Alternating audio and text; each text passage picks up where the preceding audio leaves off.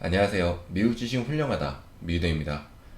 우선 멤버십이 리딩방으로 생각하시는 분들이 계시더라고요. 다른 유튜버 분들이 돈 받고 강의하시잖아요.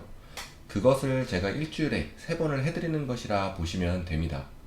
제대로 증시를 해석하는 방법, 차트 공부, 미국 증권가에서 나오는 뒷이야기들, 매수 방법, 운용 방법을 계속 이야기해드리고 오랜 주식 생활의 노하우를 공유해드리고 있습니다. 총 한 달에 12번 정도의 증시 이야기를 듣는다고 생각하시면 됩니다. 지난 월요일부터 목요일까지는 계속 하락을 하다가 다행히 금요일 하루는 상승으로 마감을 하였습니다. 하지만 아쉬운 것은 목요일의 하락을 다시 돌려놓는 정도의 상승이 나왔는데요. 많이 하락해서 저점 매수세가 가동이 되는 모습이었습니다. 증시 상승이 나왔던 전저점은 매물대라고 말을 합니다. 매물대라고 하면 대기 중인 큰 매수와 큰 매도가 몰려있는 지점인데요. 다행히 나스닥은 전저점에서 반등이 나왔습니다. 다행이라고 말씀드리는 것은 전저점은 대기 중인 매수와 매도가 많이 몰려있는 지점이라서 만약 큰 매도가 큰 매수를 잡아먹으면 긴 장대 음봉이 나오는 매물대이기도 하고 또 추가적 하락을 만들어낼 수도 있기 때문입니다.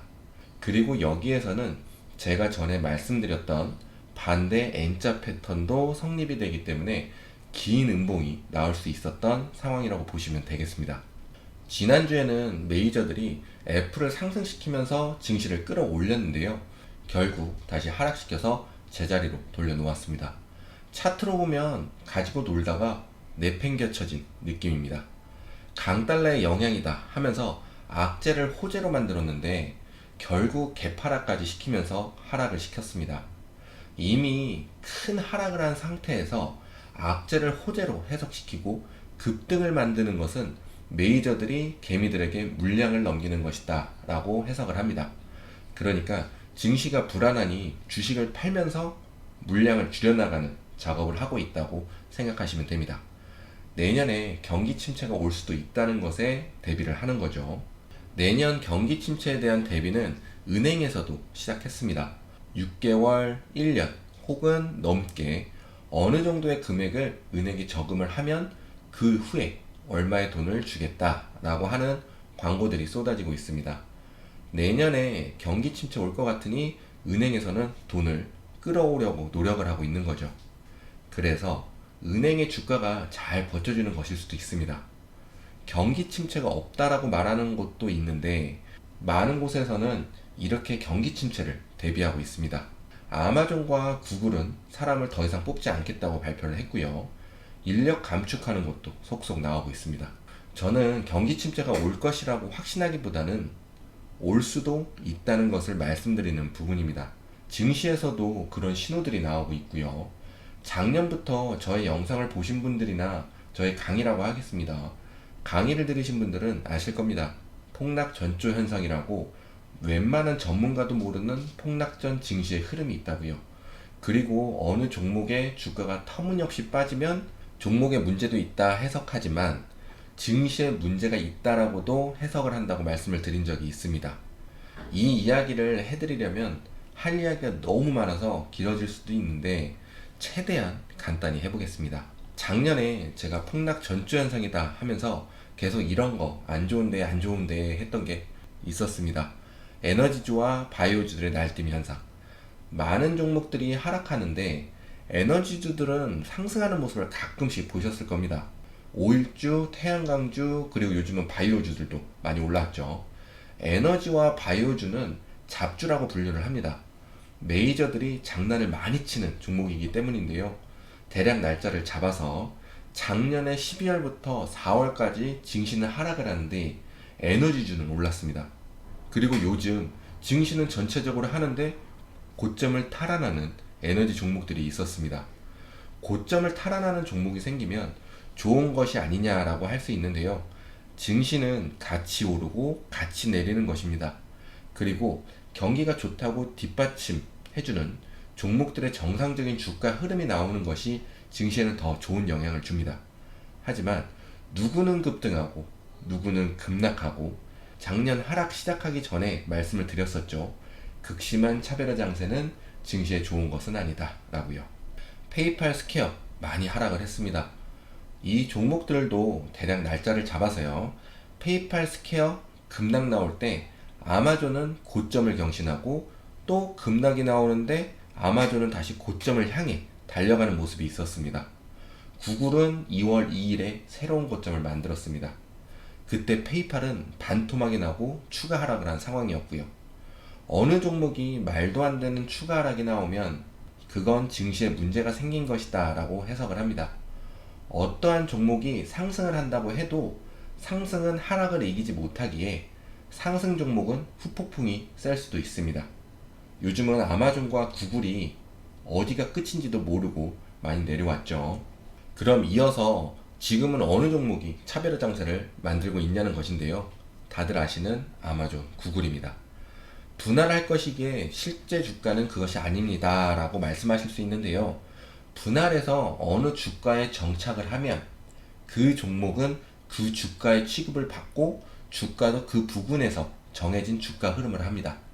아마존과 구글이 100불 밑으로 하락을 했습니다. 이런 상황에 XOM 고점 탈환하고요. 아조 거의 밈주식처럼 움직이면서 고점을 높였습니다. ALB 9월 14일 새로운 고점을 만들었는데요. 그때 증시는 하락하는 증시였습니다. 이렇게 차별화 장세가 극심하게 나오고 있습니다. 정말 안 좋은 부분들인데요. 더 지켜는 봐야 하겠지만 지금 보고 있는 부분들은 고점을 탈환한 종목들이 하락을 하는지 많이 하락한 종목들은 하락을 멈추고 상승을 해주는지를 보고 있습니다. 서로 중간 지점에서 만나서 전체 증시 흐름에 맞는 주가의 흐름을 한다면 증시는 다시 정상 작동을 할 것이기 때문입니다. 그 외에도 몇 가지가 더 있지만 우선 이런 안 좋은 현상들이 나오면 보통 증시는 하락을 했었습니다. 하지만 제가 지금 이런 현상들이 나오고 있다고 해서 당장 증시에 무슨 일이 일어난다는 것은 아닙니다. 노하우와 지식 공유를 해드리는 부분입니다. 주식을 계속 하실 거면 이런 현상이 나오면 증시가 정상적이지 않다라고 판단을 하실 수 있는 능력을 가지시기를 바라는 마음입니다. 증시 해석이 제대로 나오지 않는 요즘에는 특히나요. 주가가 상승하거나 하락하는데 난 누구? 여긴 어디? 하는 주식하시면 안 됩니다. 지금 S&P는 잘 버티는 듯 하지만 나스닥은 전저점에 와 있습니다. 매물대이게 반등을 해줬고요.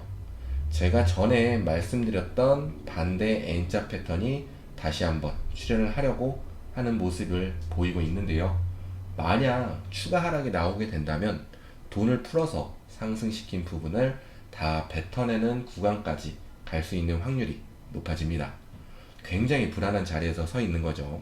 그래서 지난 영상에서 말씀드린 것처럼 지수 ETF 매수에 신경을 많이 쓰고 있고 SQQQ와 SOXS 해지에도 신경을 쓰면서 주식을 하고 있습니다. 저는 주식하는 방법이 변화하고 있다고 생각을 합니다. 팡주식에서 탈락하는 종목들이 나오면서 더욱 확실해졌습니다. 그래서 지수 ETF에 더욱더 신경을 쓰고 종목의 수는 늘리지 않고 주식 생활을 이어가려고 합니다. 하락이 언제 마무리될지는 알 수는 없지만 제가 겪어본 결과 멘탈 관리와 시장과의 싸움만 하시면 이길 수 있습니다. 그리고 단타로 돈 버는 사람 많지 않다고 하잖아요. 장기로도 돈 버는 사람 많지 않습니다. 보통 이런 하락장에 증시판을 많이 떠나시니까요. 공부도 안 하시고요. 이런 하락장에 매수해서 기회로 만들어야 하는데 힘듦에 너무 집중하니 떠나고 나중에 남들 돈 벌었다고 하고 증시 좋다고 하면 그때 다시 와서 남들 다 수익하고 있을 때 평단에 왔다고 좋아하고 늦은 매수로 평단 근처에서 다시 매수하는 분들이 많으셔서 주식 투자에 실패하는 사람들을 많이 보았습니다. 돈 버는 일이 쉬운가요? 세상에 공짜는 없습니다. 돈을 벌기 위한 힘든 시간도 있는 거죠. 꼭 화이팅 하시기 바랍니다. 그럼 모두 좋은 하루 보내시고 부자 되세요. 감사합니다.